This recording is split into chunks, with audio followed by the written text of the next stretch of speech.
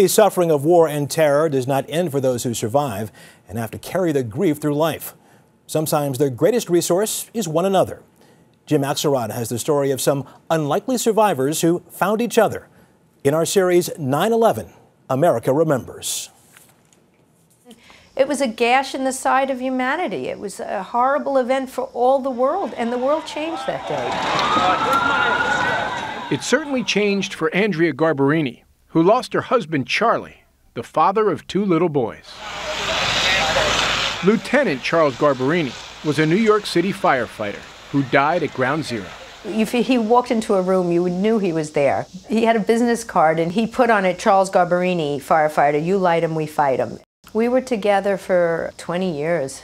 Is it still fresh? I must say that it has been 10 years, and life has filled in around it, but it's certainly our moments where you're right back there. Look at these. You've got to see these. It wasn't until last winter and a trip to Rwanda when she encountered some lessons about resilience that would finally help her to heal. In 1994, genocide took the lives of 1 million people in Rwanda and left 250,000 widows. Many were raped and are now living with HIV. I felt that I would like to connect with some of the widows there and ask them how they've managed to go through their grief. Garbarini brought a video camera and asked them to share their stories.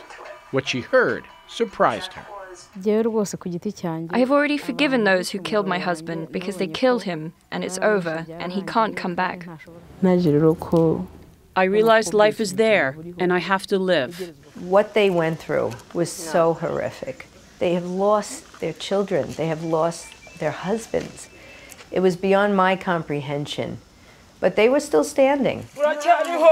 The women performed a reenactment of the day their families were slaughtered, a ritual they repeat periodically. One woman would find another woman, and then another woman in the fields hiding, and they would carry each other back to places that were safe. The women in Rwanda taught me you can pull yourself out of the rubble. The women even told Garbarini that she helped them as well. I'd like to thank her for sharing her stories with us. This is very helpful. Now I realize I'm not alone. Garbarini produced a documentary called From the Ground Up about the challenge and reward of finding something good in tragedy. I wanted something positive to come out of September 11th. I'm just so inspired by them. She found perspective about survival. They helped me far more than I probably helped them. Forgiveness and moving on. A perspective she's now teaching others. Jim Axelrod, CBS News, New York.